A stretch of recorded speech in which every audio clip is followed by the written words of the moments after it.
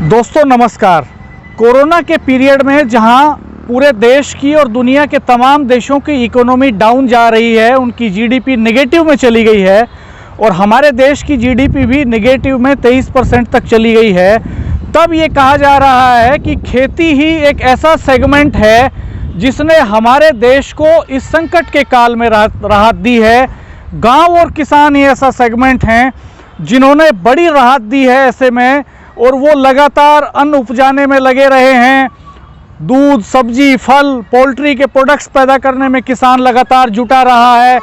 Lockdown के period में भी जब सब कुछ बंद था, जब सारा इंडस्ट्रियल प्रोडक्शन बंद था, जब ट्रांसपोर्टेशन बंद था, तब भी देश का किसान रात दिन खेत में लगा हुआ था। तो इस समय किसान की क्या स्थिति है, इस पर आज हम बात करते हैं कि हमारे देश का जो किसान है वो दिन रात समाज के लिए, देश के लिए काम कर रहा है। तो हमारी सरकारें किसान के लिए क्या कर रही हैं, इसका ज़रा रियलिटी चेक करते हैं। ये मेरे पीछे शुगर मिल है जो अक्टूबर में शुरू होनी है। केन एक्ट ये कहता है कि अक्टूबर में चीनी मिलों का पेराई सत्र शुरू हो जाना चाहिए और आज 10 सितंबर हो चुका है, अभी तक इस चीनी मिल की मरम्मत तक शुरू नहीं हुई है। मरम्मत में 1.5 से 2 महीने का वक्त लगता है, इसलिए ये संभावना बहुत कम है कि अक्टूबर में चीनी मिलें चल पाएँ। जबकि देश का जो केन एक्ट है वो ये पैरवी करता है कि सेशन जो है पेराई का वो अक्टूबर से शुरू होगा। तो पहली जंग किसानों के सामने ये शुरू होने जा रही है आने वाले वक्त में कि उनको चीनी मिलें चलवाने के लिए संघर्ष करना होगा, और सरकार का ये क्लेम है कि वो नवंबर में चीनी मिलें शुरू कर देंगे। तो ये देखने वाली बात होगी कि क्या नवंबर में चीनी मिलें शुरू हो पाती हैं या नहीं हो पाती हैं। और चीनी मिल मरम्मत के बाद शुरू होने में लगभग 15 दिन उसके बॉयलर को स्टीम होने में लगते हैं, तब वो रूटीन पे आ पाती है, तब अपनी फुल कैपेसिटी से रन कर पाती है। तो ये एक बड़ी लड़ाई किसानों के सामने होगी। अगर बकाया की स्थिति देखें, आज ही इकोनॉमिक टाइम्स के ऋतुराज ने एक रिपोर्ट प्रकाशित की है। उस रिपोर्ट में ऋतुराज कहते हैं कि पूरे देश में शुगर केन मिल्स के ऊपर फार्मर्स का 16,000 करोड़ रुपए का बकाया है और इसमें 70% से ज़्यादा हिस्सा यूपी के किसानों का है। इस समय इंडियन शुगर मिल्स एसोसिएशन, जो चीनी मिल मालिकों का समूह है, उसने सरकार से ये डिमांड की है कि एक्सपोर्ट पर जो सब्सिडी का पेमेंट है वो उनको दिया जाए। सरकार ने ये वादा किया था कि वो चीनी के एक्सपोर्ट पर चीनी मिलों को सब्सिडी देगी ताकि किसानों का भुगतान हो सके। 1 टन चीनी पर सरकार 10,488 रुपये की सब्सिडी देती है। तो इस लिहाज से 5600 करोड़ रुपए से ज़्यादा का अमाउंट बैठता है जो सरकार को चीनी मिलों को देना है, उस चीनी का जिसको मिलें एक्सपोर्ट कर चुकी हैं दूसरे देशों में। ये सरकार के ऊपर बकाया चल रहा है और सरकार ने केवल इस मद में 600 करोड़ रुपए अभी तक दिए हैं। तो चीनी मिल मालिकों का ये कहना है कि सरकार अगर ये 5600 करोड़ रुपए दे दे तो 16,000 करोड़ का जो किसानों का बकाया है उसमें से एक बड़ा हिस्सा किसानों को दिया जा सकता है। तो ये एक स्थिति है। और अभी अगर देखें तो नए पेराई सत्र में ये माना जा रहा है कि लगभग 32 बिलियन टन चीनी का उत्पादन हमारे देश में होगा। 32 million ton total production estimation है, 26 मिलियन टन का हमारे यहाँ उपभोग है एनुअल। तो ये स्थिति चीनी के स्टॉक की है और हालत ये है कि 16,000 करोड़ रुपए अभी बकाया चल रहा है। ये स्थिति इस समय किसान की है। अगर सरकार मिलों को ये पैसा दे दे तो मिलें किसानों का पैसा समय से दे पाएँ, और सरकार को भी कहीं ना कहीं ये व्यवस्था करनी होगी कि जो बकाया चल रहा है किसानों का इस संकट के काल में, जब देश का किसान रात दिन मेहनत कर रहा था, खेत में जुटा हुआ था, जब सड़कों पर पाबंदी थी ट्रांसपोर्टेशन में, जब किसान का माल शुरू के 15 दिनों में लॉकडाउन में तो ले जाने भी नहीं दिया गया पुलिस के द्वारा, तब भी किसान जूझ रहा था, लाठियां खा रहा था, लेकिन फिर भी दूध सप्लाई कर रहा था, पोल्ट्री के प्रोडक्ट सप्लाई कर रहा था, सब्जियां सप्लाई कर रहा था।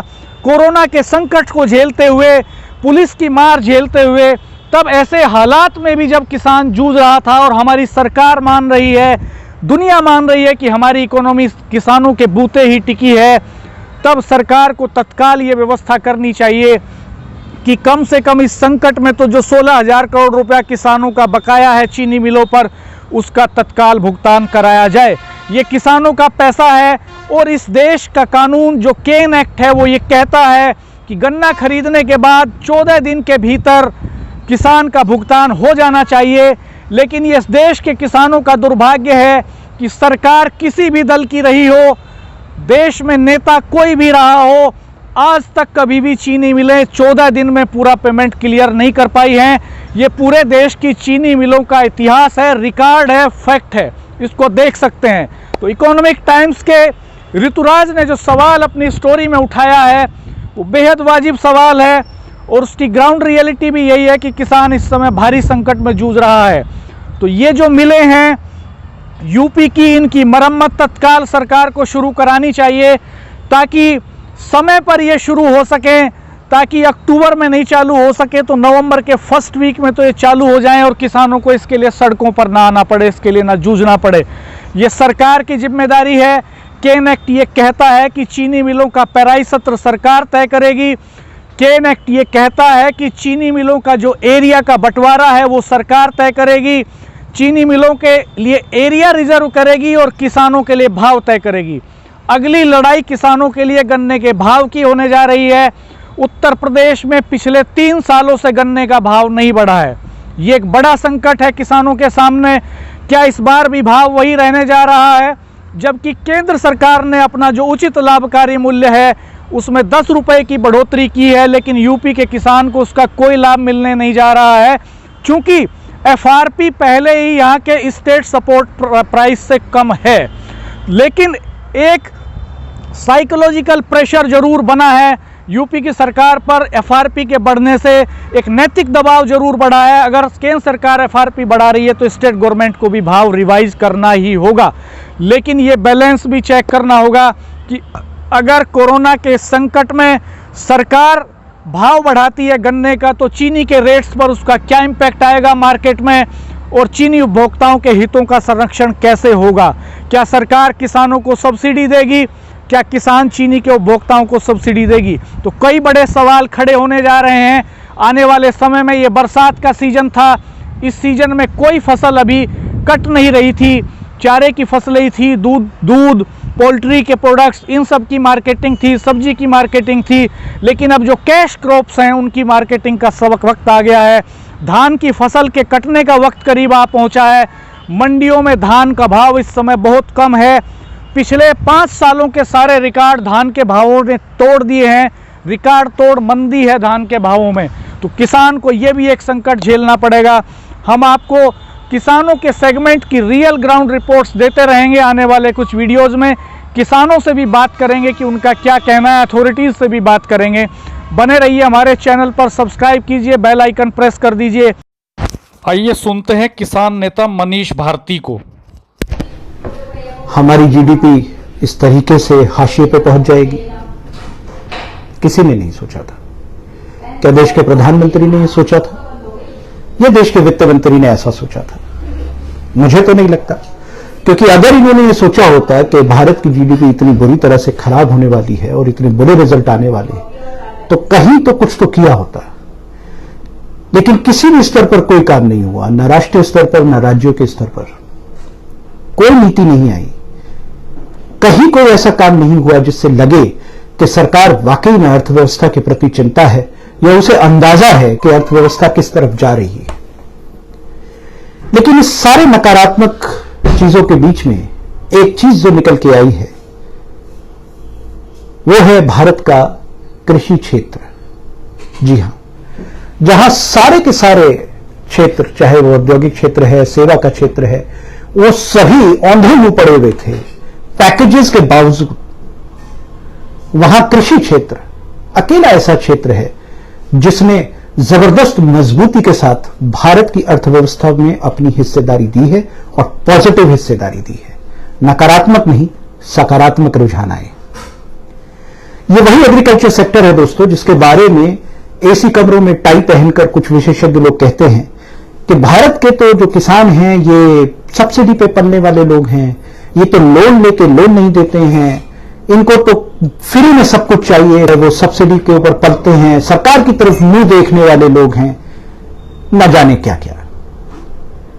उन सभी लोगों के मुंह पर भारत के किसान ने एक ऐसा तमाचा मारा है जिसकी गूंज ये टाई पहन के एसी कमरों में बैठकर जो लोग बातें करते हैं उनके कानों में न जाने कब तक गूंजती रहेगी। हालांकि हम जानते हैं कि ये बेशर्म लोग हैं, इसका इन लोगों को उस तरीके से फर्क नहीं पड़ता है, लेकिन सच बात यह है कि भारत के कृषि क्षेत्र में जिसको ना के बराबर सुविधा दी गई है, जिसको ना के बराबर प्रोत्साहन दिया गया है, कुछ दिया ही नहीं गया है, इन सब चीजों के बावजूद भारत के कृषि क्षेत्र ने यह बता दिया है कि आज भी भारत की रीढ़ की हड्डी भारत का कृषि है, भारत का वो किसान है, वो गरीब गुरबा मेहनतकश मजदूर है जो कृषि पे आधारित अपने श्रम के आधार पर इस देश को आगे लेके जा रहा है। और इस देश में जब कोरोना काल में लगभग पूरी अर्थव्यवस्था खत्म हो गई है, पूरी अर्थव्यवस्था नेगेटिव में है, अकेला कृषि क्षेत्र है जो पॉजिटिव में है और जिसने एक सकारात्मक रुझान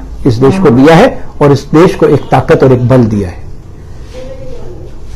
हमें इस देश के उन सभी किसानों को नमन करना चाहिए, धन्यवाद देना चाहिए, उनके प्रति अपना आभार व्यक्त करना चाहिए।